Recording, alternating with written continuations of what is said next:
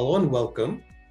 How can the media literacy community influence legislation? And today we were honored to have with us Dr. Marilyn Cohen.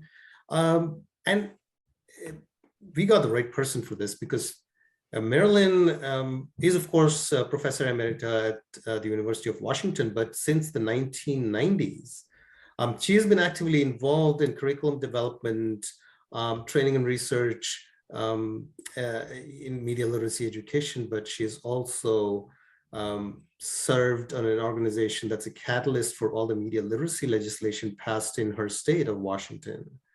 She serves as the director of the Northwest Center for Excellence in Media Literacy at the University of Washington, and she holds a PhD from that same university. So, without further ado, welcome, Marilyn, to our little interview. Very brief it'll have to be, but I would like to welcome you. Well, thank you very much for having me. I think the first thing I'd like to look at in the question that you asked me is who is the media literacy community? I think everybody who works on legislation has to first consider who are my colleagues, who's out in the community that I can work with. And when I think about who to reach out to, I always remember Marilyn Cohen, who was one of our early leaders in the media literacy education movement.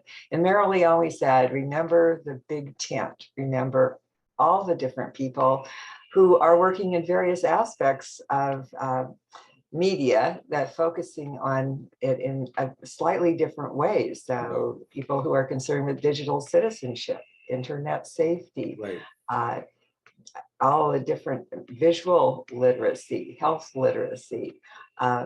It's important to think about all of the different people who are involved and who are working on various aspects themselves. So rather than each of us working in our own little silos, we need to work together.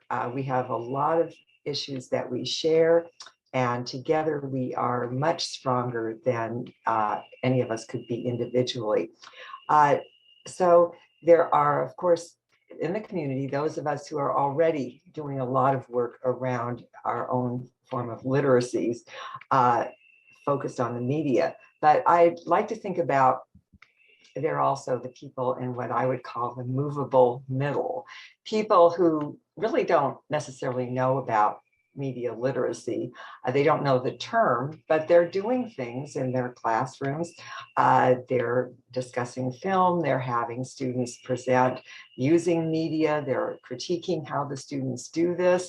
They're bringing in news clips. They're doing a lot of different things, but they're doing lateral reading. They've heard about lateral reading and they're beginning to do that.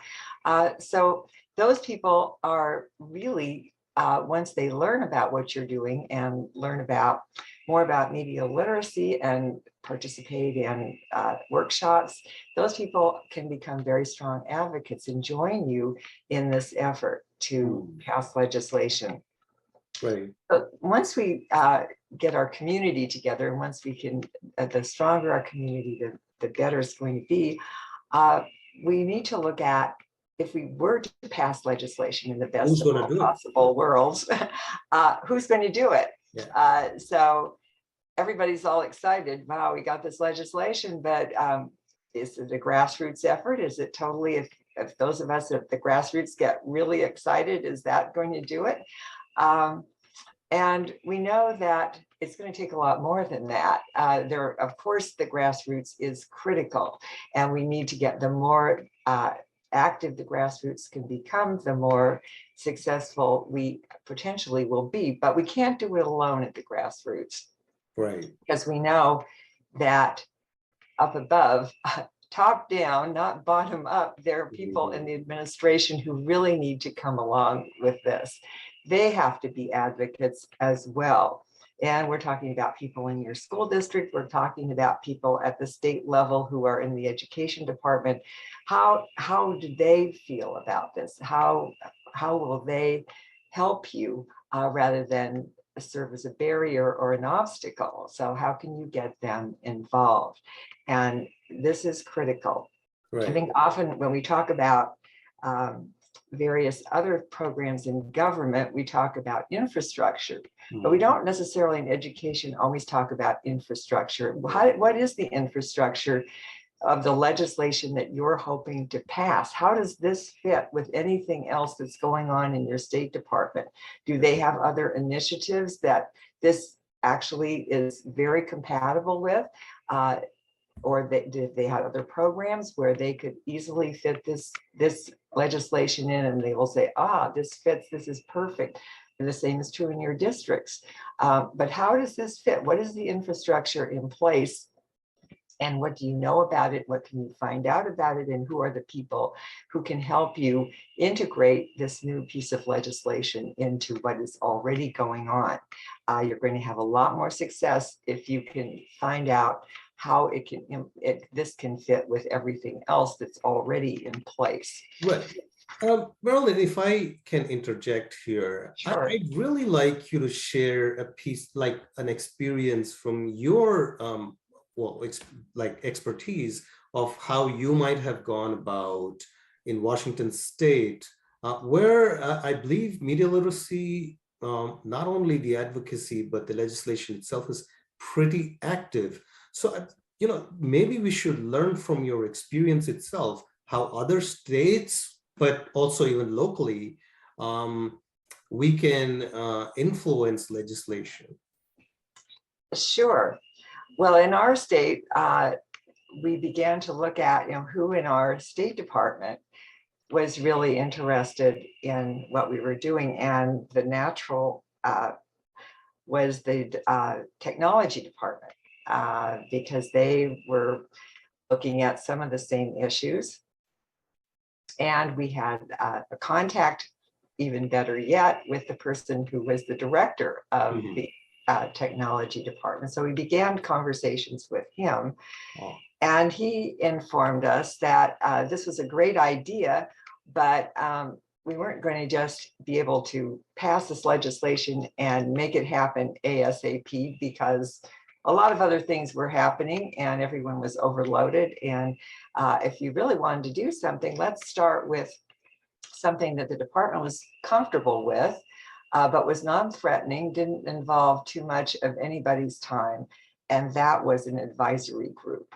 This wasn't going to impact anybody, but it was going to inform the department in a broader way. Right. So our first piece of legislation didn't sound terribly exciting, but it was to gather people from around the state who were doing various things around media literacy, or what would be considered compatible with media literacy. What were some of we wanted to call them successful practices. We didn't necessarily have research to show that they were making a huge impact, but they were making an impact locally. And people could point to some of their anecdotal successes, and we wanted to gather these people. And this turned out to be, he put out a call for this advisory committee, and there were so many applications that he couldn't take them all, actually, which was surprising, first of all, to him. But there was a message in that, there's a lot of interest out there. And then we took part of those people for an advisory group that was manageable. And the other part, people were asked if they would be willing to participate in other ways. So that included being interviewed and so that we could learn much more about their program. So this advisory committee was a great start, because that advisory committee had the mandate to come back to the legislature the next year with their recommendations. So you see, we're already establishing this link. We haven't asked for money. We haven't done anything that the department had to put itself out greatly for. We had a few meetings. Everybody came to these meetings. They were at that time in-person meetings. This was 2016. And we had a mandate, and that mandate tied us back to the legislature, and also with the idea that we were going to then go a next step, because this was a mandate we were taking back. So we took back a report. The report summarized some things that we felt should happen, and out of that report came the legislation in 2017. Again, nothing terribly astonishing, but what it did was ask us to put together a set of resources on a website, which there are lots of websites around. People have lots of things, but the state was getting involved, and the state was having its own set of resources. This is important because this was coming from our Department of Education. Did it go on their website? It went on their website. Yes, they handled that website. It was nothing, outstanding. Sure. I mean, it was very nuts and bolts, but it served the purpose. Sure. And it helped us, say, this is what we're doing together. And even better than that, the mandate was to have a survey Right. of the entire state of what was going on in terms of internet safety, digital citizenship, and media literacy. So there were three catchment areas that people could relate to. And this survey went out to all the administrative staff all around the state in each of the districts. And then it went to all the building level staff. And it went out in 2018 in May. And if you know how schools work, May is not a great time to get a survey out to the community, but this had an incredible response. And the people were very willing to fill out the survey. And it was surprising how much it was not mandatory. It was totally up to the individual administrators and the building level administrators and the staff to do this, but people did this voluntarily, and the response was incredible. And out of that response came a finding that drove the next step, Right. which was that people said they really wanted curriculum. They wanted there are lots of curriculum pieces out there. They wanted curriculum that they could integrate with programs they are actually doing. And so the legislature took that. Now remember, it's 2016, now it's 2019. But at that point, they said, okay, we're going to give you a grant program. You can better to do this than you. So, and this grant program, again, fit, if we talk about infrastructure, it fit within our State Department's infrastructure because they had similar kinds of grant programs they could propose. Well, if we could get money, we have grant programs for this kind of thing where we give teachers grants to do particular kinds of activities. How about if we do this? And we were, at this point, we were brainstorming with them now, what could happen here? And so this grant program fit totally with the kind of thing that they were comfortable doing and could be housed within the technology department. Right. So we've gotten to that stage, and since that stage, we've moved on further to enhance the grant program to get more money for pre-conferences, where we could have conferences around the state for different that are conferences geared toward educators, and we called them pre-conferences because they could be integrated with other conferences, and we have money to do that. And further, because we've been working with the legislature now so much, we were able to get in the 2021, when we got additional money for the conferences, we got a 10-year guarantee of funding, so that we didn't have to come back each year and ask for the same pot of money. They said, okay, this program is in place. It's comfortable with your State Department. They're asking for it. They're among the groups that are testifying for it. And that was another thing that our State Department representative was willing to come to the legislature with us, the community activists, and say, this is what we need. So because so this is really an ongoing process, isn't it? Like, you know, when you start, it starts in concentric circles, it seems, of both of influence as well as of content of what you do. And then at some point of time, you expand that into the delivery mode, and then, you know, probably, for example, teacher training and so on and so forth. And so it's really, it has to develop on almost organically, based on feedback and expertise, rather than on at that point it gets beyond the top down approach. Am I correct in kind of right? that? Yes, well, it has to be, you know, at both levels. I mean, the grassroots has to stay involved, very involved, to keep this going, because each time you're asking for new legislation, Yes, you have to have the people there who are supporting it, who are calling in from out throughout your state, who are reaching out to their local representatives. It's an ongoing process. right. Your legislative champion needs all that support among their colleagues. So Right.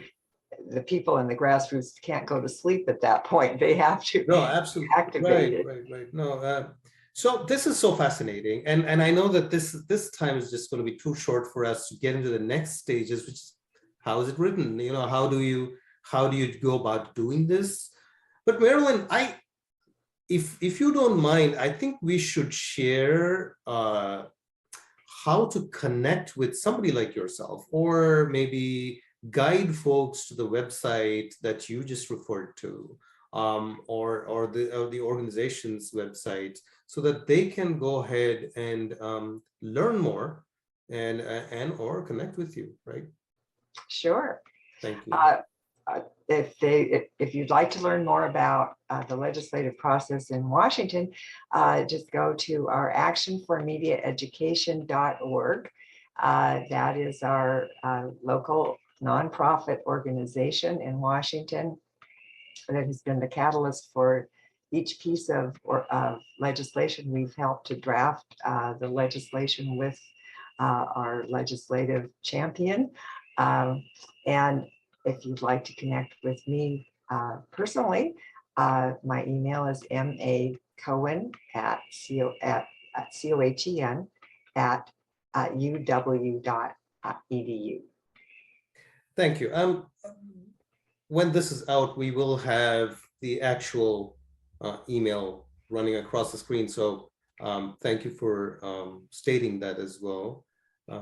But regrettably, that's all the time we will have for this interview. But it was so illuminating, and also helps us get more curious about the fact that we can actually influence legislation in various ways, whether it's at local or state. But thank you for your rich expertise, Marilyn, and you have a good night. Thank you very much for having me.